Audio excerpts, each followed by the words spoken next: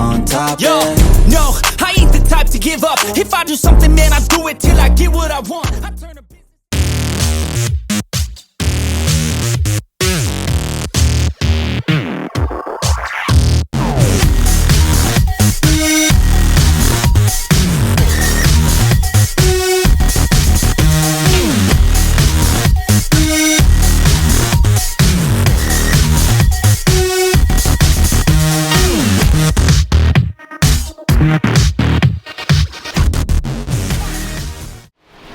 Hey guys, Coach Dan here. I've been lifting for over 20 years. I have a degree in exercise and sports science and I've been coaching others for 10 plus years. In today's video, we're going to go through upper body workout number 2 for the week. I'm going to show you what I do, explain why I do it, and show you exactly how to execute so you can apply everything in this video to your own training. So, quick little chit chat as we get going here about what's going on. So we have started running the last few weeks an upper body and lower body split. So where we alternate upper body and lower body, obviously. Now, it took a little while to get used to. It was kicking me in the balls for the first couple of weeks. Really, really fatigued. Progress was good, but just felt like absolute garbage. So I was like, oh, I don't know, is this going to be sustainable? But getting over that hump, I'm starting to feel better. I'm really enjoying it. But it is still quite challenging because we come to a lower body session every 2 days. That's pretty brutal. That's pretty fatiguing to think, oh, I did a heavy-ish squat for myself the other day and now I'm going to do a heavy-ish stiff-legged deadlift today. That's pretty fatiguing in my mind. But again, I feel a bit better about it now. I feel like it's more recoverable. So it did take a couple of weeks to getting used to after moving from a push-pull lower body split to this upper body lower body. But the benefits are that I can kind of put work where I want it. I can increase volume if I want it to some areas. So there are some advantages, but we had to fight through that first couple of weeks. Point number 2, the phase we are currently in as far as nutrition and body composition goes is a body recomp phase. So we're going to spend the next few months maintaining weight, but ultimately experimenting to see if at the same weight we can improve body composition. So during this phase, we're going to try to maximize muscle growth, but the nutritional side of things, we're not going to overeat or eat in a surplus to gain weight. We're just going to maintain weight. Now the idea here is that again, at the same body weight, we can somewhat, recomp or have body recomposition, which is increasing muscle mass, losing fat, sustaining the same weight. The benefits are at the end of this phase, we're not going to have to go through a substantial fat loss phase because as we do weight gain phases, well, the traditional bodybuilding method would be a weight gain phase and a weight loss phase, or a massing phase and a cutting phase. We're just going to sustain weight. So it's not clear whether this is a worthwhile strategy. It was popular in certain circumstances to kind of go, yeah, you can do this, build muscle, lose fat at the same time. Then it came out of popularity. Then it was for only people who are new to training and had a high amount of body fat and stuff like that. So it's not clear is what I'm trying to say. And if it's not clear, it's something worth experimenting with. So the goal will be stay a similar weight. I'm about 82 at the moment, 82 kgs. Stay the same weight, try and get really strong at this weight. And then, 5-6 months into the future, we'll kind of check in and see if it has been a worthwhile strategy, or if we need that little bit of a surplus to kind of ensure a good amount of muscle growth. But so far I'm feeling really good and performance is looking pretty good as well. Okay, let's move into the workout for today. So we have lower body workout number 2 for the week. We are going to start with some lateral delts. Now this doesn't make sense in it, like if you go, oh, he's a lower body but he's going to start with some lateral delt work. It's essentially because we have 5 sets here and my upper body sessions already have a good amount of volume. My lower body doesn't really require much volume. So if I put lateral delts on this day, my 5 sets here doesn't make it a monster session on my upper body days, which happen every 2 days. So we put this on this day, and again, the lateral delt's job, essentially taking the arm out to the side, hopefully is different enough to the anterior delt's job and the rear delt's job that they won't affect one another. So I can put this on this day and any fatigue in my anterior delt and rear delt won't affect it. So what we've got is a behind the back cable, seated cable lateral raise. So I first start with these cuffs, and these cuffs, the idea is here, we just don't have to grab onto anything too tight. such that we can just kind of relax our grip and just focus on the weight as almost being an extension of our own arm. So we go here, we hook in. So this looks a bit unusual, but it's not too bad once you kind of figure out your setup. Arm is coming behind the back today, and the idea behind that is just stretching the shoulder out into a different position. So we can do cable lateral raises where the arm goes in front of the body, where the arm goes into the body, all these kind of variations. And we're essentially just trying to stretch the delt out, or the lateral delt out, in different positions. Now, a couple of key pointers. We've set these cable arms essentially at a height that's almost at about sort of hand height when I'm in this position, such that when I begin the movement, it's going to be the most difficult portion. I've also adjusted it such that it's narrower, such that my angle of my arm is kind of going out on that 45-degree angle. So I'm working directly against where I set up the cable machine. So I'm not setting that up this high and then coming like this, or pulling it down and then going like this.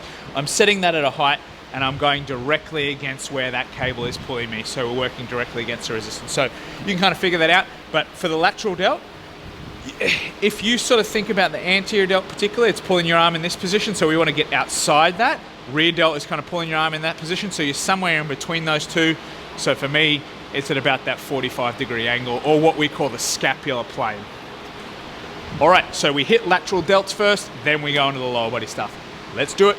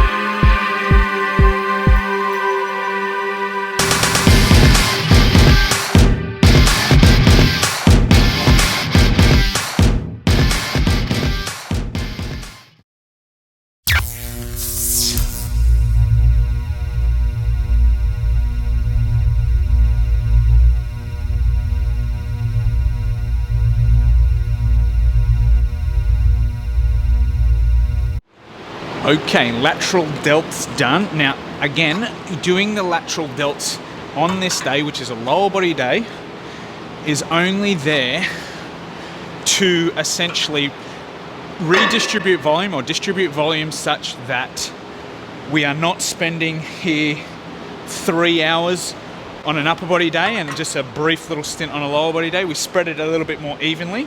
So for me, always, well, a more recent realization has been that my lower body doesn't really require as much volume. So if I only have to do, 8 to 12 sets per week of some of my lower body muscles, but for some of my upper body muscles, it's kind of 15 plus sets even to get my best progress. And that would then mean that this total session without the lateral delts work might be about 14 sets. We add those 5 sets in, it's about 19 total sets overall.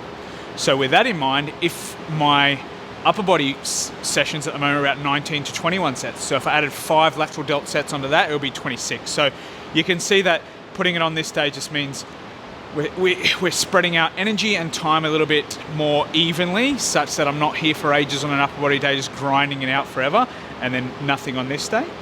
I could do that, I suppose, and I think ultimately, well, theoretically anyway, it'll probably lead to the same outcome, but practically I can see that being an issue. Energy going into some of those exercises on an upper body day would get pretty shit towards the end, whereas this, boom, smash them at the start.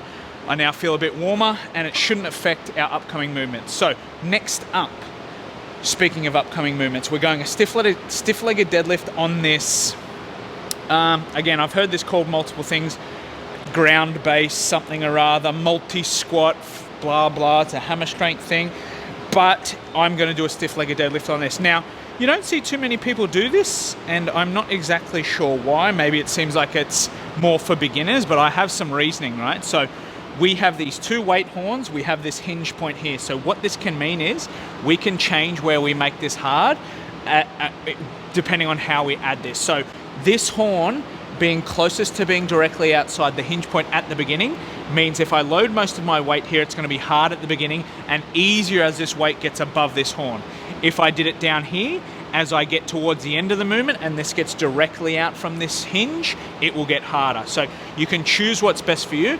On a fair amount of things, I lean more towards currently these days with the information that we have, making it harder in the stretch position or the lengthen position. So I'll load the top horn mainly. This, I have a fair bit of weight on this kind of exercise, so I'll load what I can on here, and what I can't, I'll load down there. Now, our stiff-legged deadlifts are similar cues throughout. I've got straps to help with grip, so I'll strap in nice and tight. So for stiff-legged deadlifts, we want our hips relatively high. I am biasing this mostly towards my hamstring. So hips high with only a small amount of knee bend is my technique. I'll take a big breath, get my back really tight, stand, control the way down for a big stretch, gentle tap, and stand. So hips high, I'm going just with a softly bent knee, but you can bend the knee further, limit some stretch on the hamstring to get it more glute dominant. That's completely up to you and what you are wanting to do. Most common thing you see with this for people is they're usually going to round their back and want to lift like this. So it does take a little bit of time for new people or beginners to kind of feel, or sometimes to feel this tight back. So you'll get this tight. As soon as I do that, I feel this hamstring stretch, and then I'll begin from there. We don't usually, with heavy weights, want to lift with a rounded back, usually. All right, that's that. We got some kgs to add, and then we're off and running for our lower body stuff.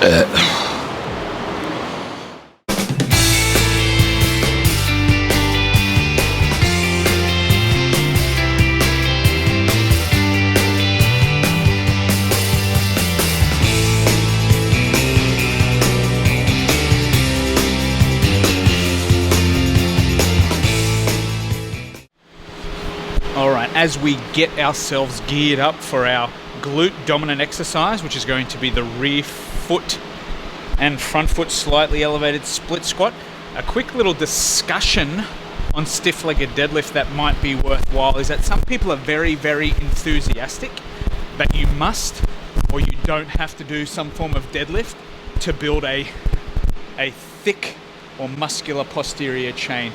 Now, I think some things to keep in mind is just always think really critically about this. You do what you like, whether people are really enthusiastic about it or not.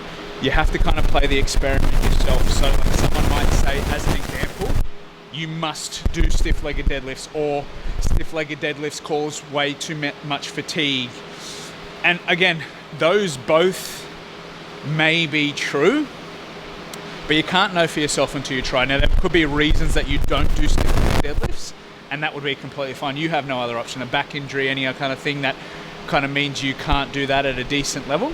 And then you have to find other ways to get that work into the posterior chain. So I think that's the thing to keep in mind. You don't have to do anything. Even if people are super enthusiastic about their point of view or their opinion, you don't have to do it, because they, at this stage, cannot wholeheartedly prove that that is true. It's just what they think ultimately. And it might be a very experienced person, and it might be an experienced coach, but again, ultimately it is their opinion, and that is all it is. Until they can very truly track every person that's ever done it or not done it, compare them to one another, and then go, or on average it is or it isn't, you can't really know. And that may never be done. So again, what we have to do is then play the game ourselves. Does it work for us? I know for me personally, I quite like it. I enjoy it. I feel it's very effective, but the other end of that spectrum is, it is very fatiguing. I am currently doing that version there, which is on the ground base or multi-squat machine or whatever you want to call it. If I do a stiff-legged deadlift with a bar, it wrecks me. And the big issue with that is, like, maybe the fatigue is worth it, maybe, but I would do 2 to 3 sets of a stiff-legged deadlift with a bar, and then the whole rest of the workout will be ruined. And that might just be a me thing, but again, these are important things to keep in mind, that you have to play the game yourself. And instead of doing the bar at the moment, I do that machine. I've done it on the belt squat. You can do dumbbells. If your Smith machine allows, you can do a Smith machine one. It's, again, like, you don't have to do it. Just something to keep in mind. You never feel pressured, especially if it's not working for you. If you, like me, do it and it ruins the rest of your workout. So I can recall vividly within the last 6 months doing 3 sets of stiff-legged deadlifts and then moving on to leg press as a quad dominant exercise. And for an exercise I was expected to get 13 to 15 reps, I got 9 because the fatigue cost was so great. So yeah, is the juice worth the squeeze is the question. The only real way to know is to try it for yourself. Monologue over. Okay, so we hit a rear foot elevated Smith, this is not a Smith machine, this is a power squat machine, and front foot elevated split squat. So one thing I didn't mention on that deadlift variation is I use this block just for a little bit of extra range of motion for me, because I'm not super tall. That allows a little bit extra range. I do this on this machine currently because when I moved to this gym, they had it, and it feels really nice. And same as the deadlift from before, they have 2 loading horns, so we can adjust the difficulty of the movement, or where the movement is most difficult by loading that differently. So as I sit down to my split squat, that horn will be closest to outside or directly out from the hinge. So if I load that, it's going to be hardest at the bottom. If I load that, it's going to be hardest towards the top. Both have merit in different situations, which we don't have to go through again. I'm going to tuck in here like such. We're here. I'll go up, set one foot on, back foot on here, unlock, and then we're on. Now, to make this quite glute biased, I want a whole bunch of hip flexion. Hip flexion meaning this angle here. Essentially, my chest is going to get to my thigh or leg. And what that means is that the glute is going to be very stretched out. So if we go into like that position there, the glute here will be stretched out the most with your knee kind of into your chest. That's where we want to get. I like for this one to kind of minimize the amount of knee flexion as well, which means hopefully less stretch on the quad, and then we can move it towards this and less this. So if we think about the stiff-legged deadlift, we were kind of biasing it towards the hamstrings, but the glutes got a lot of love there. Now we're giving it to the glutes, quads will get a little bit of love here. All right, less yappy, more split squatty. Quick one. If you do not have this machine, don't stress.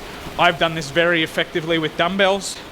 So dumbbells in this position here, Smith machine, barbell, these are all really good variations. This machine is not a must, but I like it and we have it, so I use it. And that's all you really need to know about that. Okay, let's get our weight on there and smash it out.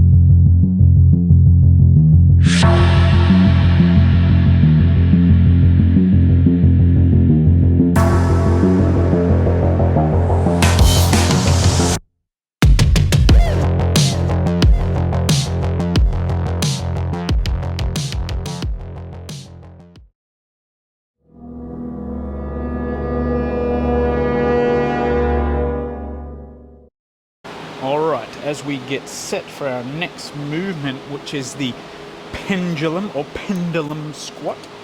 I don't know what the correct pronunciation is.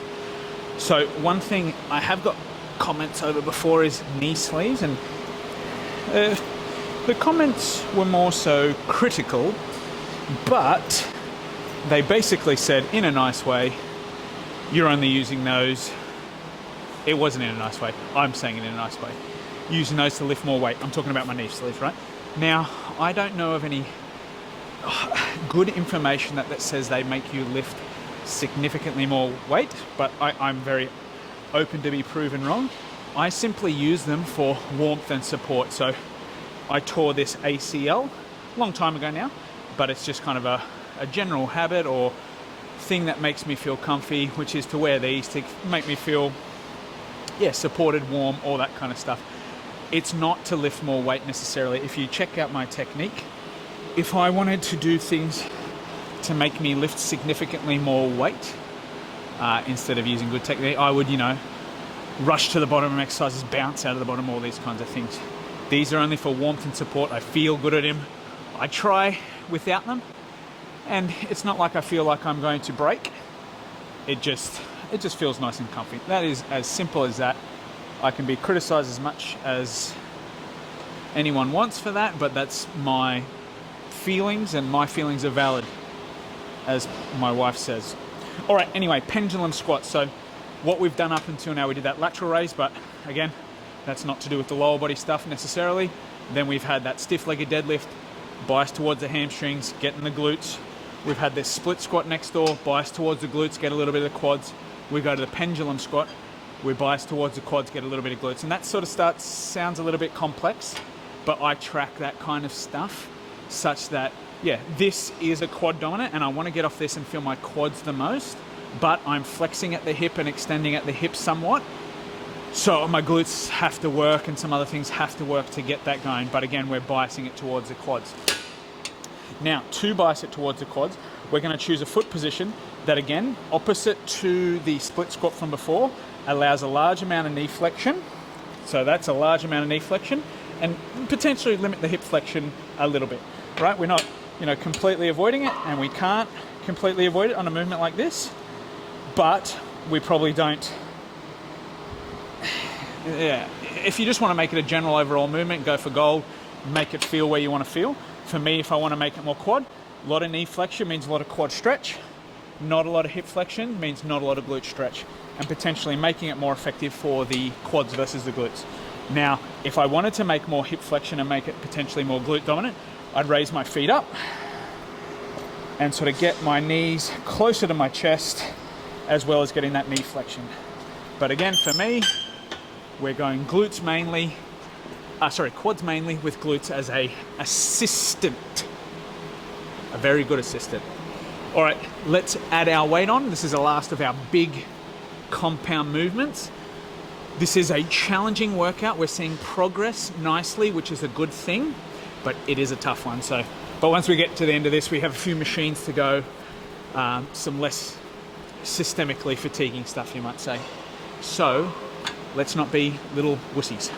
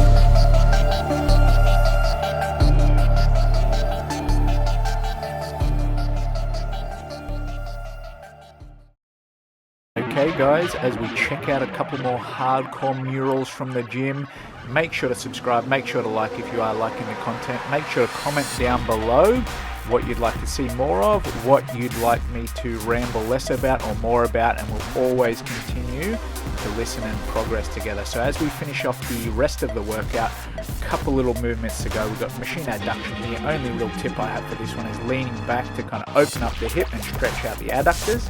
Take the pads as wide as you can go. So 2 points that I thought about during this workout was, number one, just as mentioned after the stiff leg deadlift, is the stimulus to fatigue ratio. So when we choose an exercise, we want to make sure we choose an exercise that gives us a high amount of stimulus for as low fatigue as possible. That's not always possible. Fatigue obviously comes with training, but you want to choose the one that gives you the most for the least payback, obviously. So that's kind of something to keep in mind when choosing exercises. We've got a couple of rules from Arnie here that you should always abide by.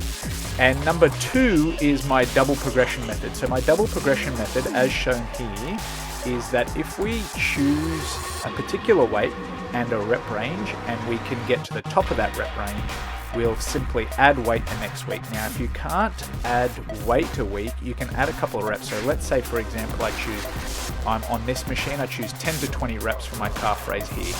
Now, if I can get 20 reps the next week, I'll add weight to it. If I cannot get 20, let's say I get 15, the next week I'll try and get 16, 17, 18, 19, or 20 reps. So I choose a rep range, choose a weight that has me in that rep range. If I get to the top of the rep range, I'll simply add weight for the following week. Now, if this is something you're interested in, it's called the double progression method. So I'm either progressing weight, or if I cannot progress weight, I'll progress reps. So we have both options. Now, this is not the be all and end all as far as progression methods go. This is just the one that I've come to and makes the most sense for me. It gives you flexibility to add weight or to add reps where it makes sense for you. So just another method to use. You can kind of add reps, add weight, do both, but essentially whatever makes sense in the context of what you are doing. All right, that'll just about do it for me. As always, it's about progress over perfection. Coach Dan, signing off.